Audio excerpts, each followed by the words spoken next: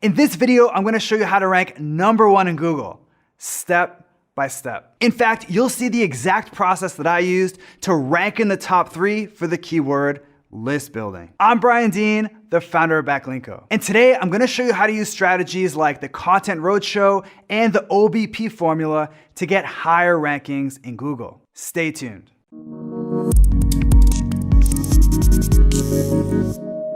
We've got a lot to cover in today's video, so let's get started. I recently published a post on my blog called 17 Insanely Actionable List Building Strategies. And my target keyword for that page was list building. Now, the keyword list building is insanely competitive. Think about it. Every email marketing company in the world wants to rank for this keyword. And I'm a one-man show going head-to-head against giant companies like MailChimp, Aweber, and Infusionsoft. Bring it on. Bring it on. So at first, I wasn't sure that I'd be able to outrank these big brands for such a competitive keyword. But thanks to the process I'm about to share with you, my post quickly hit Google's first page for my target keyword. And today, I rank in the top 3 for list building. My post also ranks #1 in Google for dozens of related keywords like list building tips, list building strategies, and more. And thanks to all these first page rankings, that single piece of content has brought in 79,807 visits since I first published it. Okay, enough bragging. It's time for me to show you how I did it. Specifically, I'm gonna show you how to rank in Google for competitive keywords. So without further ado, let's kick things off with step #1. Make your content insanely actionable. Google recently rolled out a major update to their algorithm called RankBrain. RankBrain measures how Google searchers interact with your site in the search results. If people like your result, Google gives you a rankings boost. If not, they'll drop your rankings like a stone. And from my own SEO experiments, I've found that all Google searchers want the same thing: actionable content. Think about it. When someone searches for something in Google, they don't want to read some random person's opinion. Instead, they want tactics that they can use to solve their problem right away. And if you can give that to them, Google will notice and bump you up a few spots. For example, when you search for the keyword list building, you don't want to hear why building your email list is important. You don't want my take on the future of list building. You want simple strategies that you can use right away. That's why my post has zero fluff and zero filler.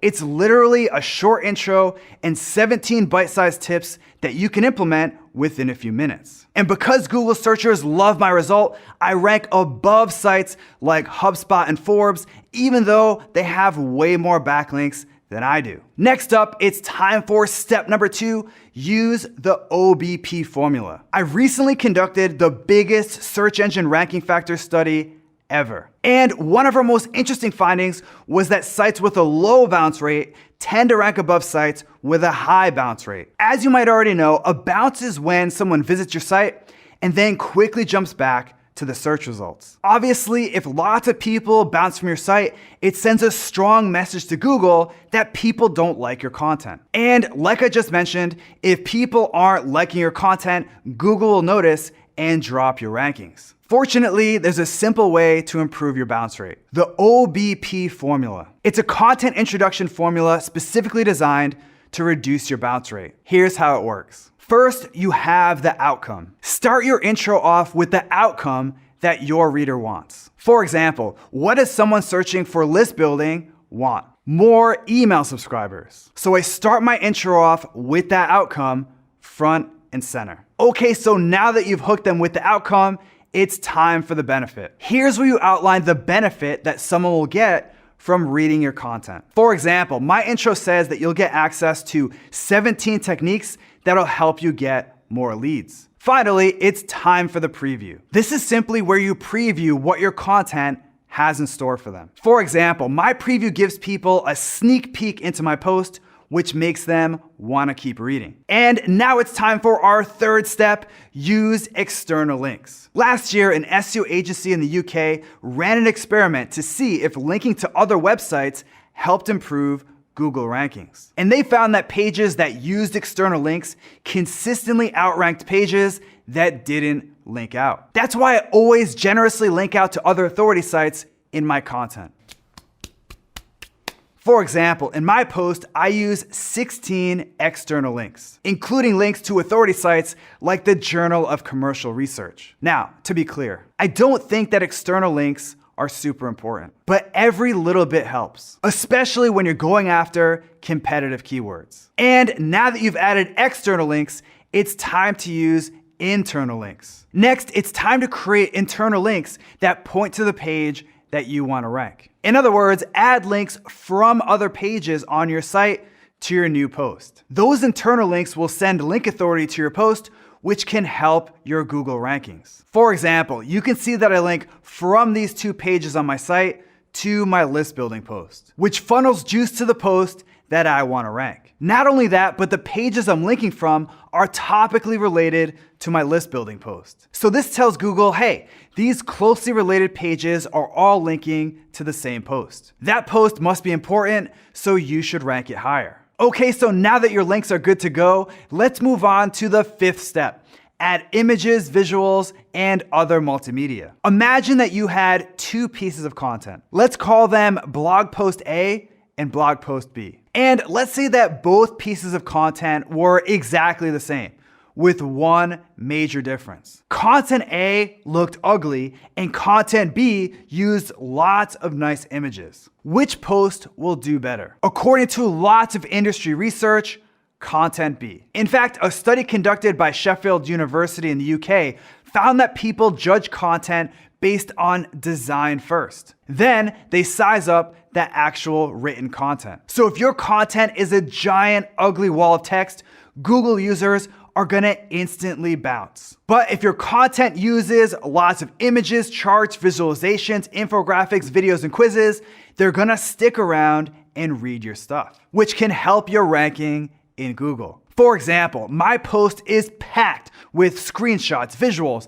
and other multimedia that help make my content look nice. Now, I should point something out. You don't need to go crazy and use a million images in every post. Our search engine ranking factor study found that content with one image outranked pages that didn't use a single image. So using one image is way better than not using any at all. With that, it's time for step number 6, CTR optimize your title. Like I mentioned earlier, Google pays very close attention to how people interact with your site. And they want to see that people click on your site in the search results. So if an above average amount of people click on your site, it tells Google people really want to see this content. And we need to push it to the top of the page. This is known as organic click-through rate, which is an SEO ranking factor that's becoming more and more important every day. So if you're not optimizing your site for CTR, you're missing out on a lot of organic traffic. With that, here's exactly what I did to optimize my title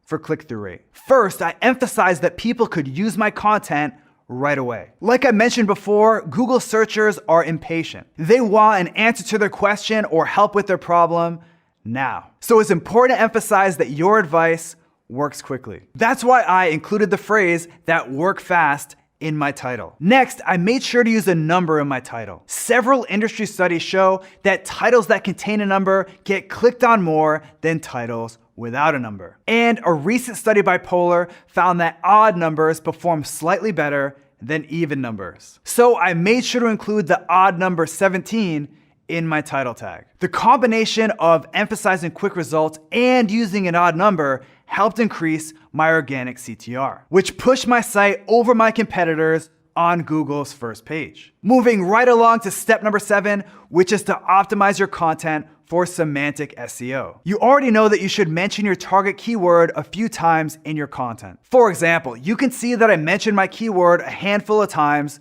throughout my post. Now, I'm not keyword stuffing here. That doesn't work anymore. I'm just using my target keyword a few times to let Google know that my content is about that keyword. And to help them understand my content even better, I optimize it for semantic SEO. This isn't nearly as complicated as it sounds. Semantic SEO simply means that Google now tries to understand the topic of your page, not just individual keywords. And to take advantage of semantic SEO, all you need to do is sprinkle related words and phrases into your content. These related words and phrases help Google understand your content's topic. For example, let's say that you just wrote a post about being more productive, and your main keyword for that post is productivity tips. You just search for that keyword and related keywords in Google. Then check out the searches related to terms at the bottom of the first page. Finally, add those terms to your content. You can also use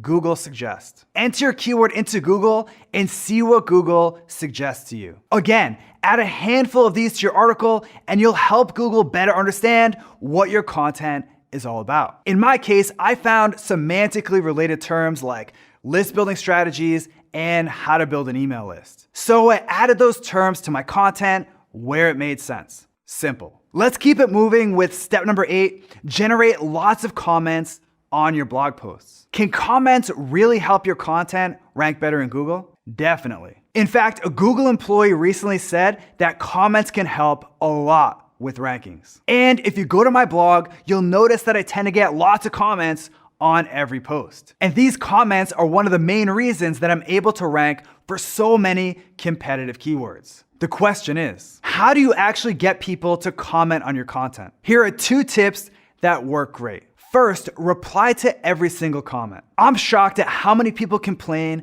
that no one comments on their stuff, and then completely ignore the few comments that they do get. So to show people that I respect their take, I reply to almost every comment that comes in. For example, you can see that I took the time to reply to everyone that left a comment on my list building post. This shows anyone that reads my post that I read and reply to comments, which makes them more likely to leave a comment too. And over time, Google sees that my content isn't just a page of text, but an active community, so they rank it higher. That said, the hardest part is usually getting the ball rolling with the first few comments, which leads us to our second tip: make a conclusion a call to action to comment. Let's face it, most people's conclusions are boring summaries of their post. They say things like, there you have it, 6 ways to blah, blah, blah. Needless to say, a conclusion like that isn't gonna light a fire under anyone's butt to actually write a comment. Instead, I recommend making your entire conclusion a call to action that encourages people to comment. For example, today, my post conclusion asks people to subscribe to my newsletter. But in the early days of the post, where I tend to get 75% of my comments, my conclusion looked something like this. With that, it's time for our 9th strategy: use click to tweet buttons. This is one of my favorite ways to get more social shares and traffic. I'll explain how click to tweet buttons work in detail in a minute. But the basic gist is that you add a bunch of buttons to your content that people can use to tweet individual strategies from your post. In fact, my list building post includes 17 click to tweet buttons. Now, I should point something out. Google probably doesn't use social shares like tweets, Facebook likes, or Pinterest pins as a direct ranking signal. In other words, people sharing your stuff on social media won't help with SEO directly. That said, social shares can bring your content more traffic. And the more traffic you get, the better your chances that some of these visitors will link to your site. And those links will directly improve your rankings. With that, here's how to create click to tweet buttons step by step. First, find a tip, strategy, or quote in your content that's worth sharing. For example, because my content was a list post, I decided that every technique on my list would make for a great tweet. Next, use clicktotweet.com to make a click to tweet button. Simply write the tweet you want and it'll create a link that you can use. Finally, add those links to your content. You can use buttons like I use here, or you can just make the links plain text like this. Either way works. And when someone clicks on one of your click to tweet buttons, they'll get a pre-made tweet that they can use to share that specific strategy with their followers. And let me tell you, these work great. In fact, most of the tweets that I got on my post are from people that shared using my click to tweet buttons. With that, it's time for strategy number 10, promote your content with the Content Roadshow. Here's the deal. If you want to rank in Google today, you need to strategically promote every piece of content that you publish. In fact, this is a mistake I made when I was first starting out. When I launched my first website a few years ago, I would just publish a bunch of content and hope for the best. I call this the publish and pray approach. Please rank in Google, please rank in Google, please rank in Google. Back then, I underestimated how hard it can be to actually get people to see the content that you publish. So I just published and prayed. And one day I read that WordPress powered sites alone put out 2 million blog posts every single day. That's when I realized that the chances of my content standing out without any promotion was like winning the lottery. So I decided to promote everything that I published. And over the years, I developed a handful of content promotion strategies that work great. One of my favorites is called the Content Roadshow. Thanks to the Content Roadshow, I was able to get my post in front of influential bloggers that shared my post with their audience. With that, here's the step-by-step process. First, find people that are legitimately interested in your post topic. For example, for my content, I found people that wrote about building an email list, or people that had shared content on that topic. You can find these people by searching in Google or using a tool like BuzzSumo. Next, you want to email those people to see if they're interested in reading your content. This is key. You see, when most people promote their content, they're way too pushy. In fact, I get emails like this all the time. Emails that ask or beg me to share their stuff, and I instantly delete them. Delete, delete, delete. Instead, I recommend a two-step approach. First, send the blogger this email that gauges their interest in your content. That way, you're not shoving a link in somebody's face. Here's a real-life example. And when someone gets back to you saying that they'd like to check out your content, then send them a link. Also, note that I don't ask for a share here. Again, the point of the Content Roadshow isn't to be a pushy jerk face. I mean, nobody likes a pushy jerk face. Instead, the goal is to get your content in front of people that have the power to share it. And these people aren't dumb. If they like your content, they'll share it. There's no need to even ask. In fact, you can see that many of the people that I reached out to happily shared my content with their followers, which led to hundreds of visitors that would have never seen my content otherwise. Now, before we close out this video, let me show you a cool little bonus tip,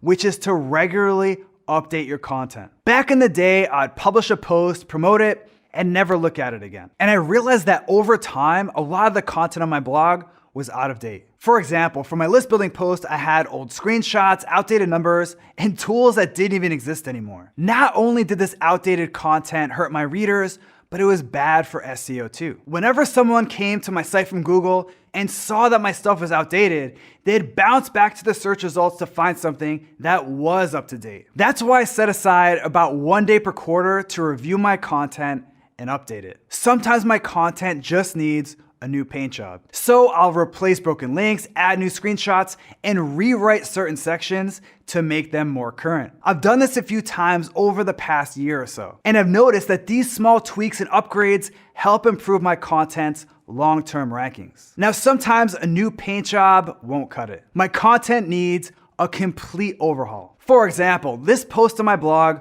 was pretty out of date. It was also lacking a lot of detail compared to the other content that was ranking for my target keyword, white hat SEO. So I went in and completely overhauled and upgraded my post. For example, I improved my page's readability and structure so that Google searchers could find what they needed even faster. I also added a new case study to make the steps easier to understand and implement. Finally, I answered questions that people asked me in blog comments and on Twitter. For example, lots of people asked me if the ROI of creating awesome content is really worth it. So I added some data to show that, at least in this example, publishing world-class content is well worth it. And those improvements helped increase that page's organic traffic by over 250%. Okay, so I hope today's video helped show you how to rank in Google. And if you learned something new from this video, make sure to subscribe to the Backlinko YouTube channel right now. Just click on the subscribe button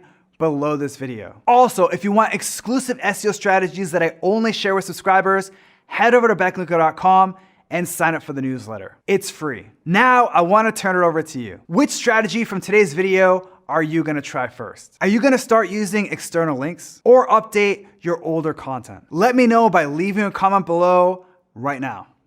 Am I good? Like lined up? Okay. That's a lovely, I don't know, man. Is that how you make it rain? I don't know, it's like, What, you were doing like a 3-finger. So I added those terms to my, sorry. Oh, I needed to be ready. Bring it on, bring it on.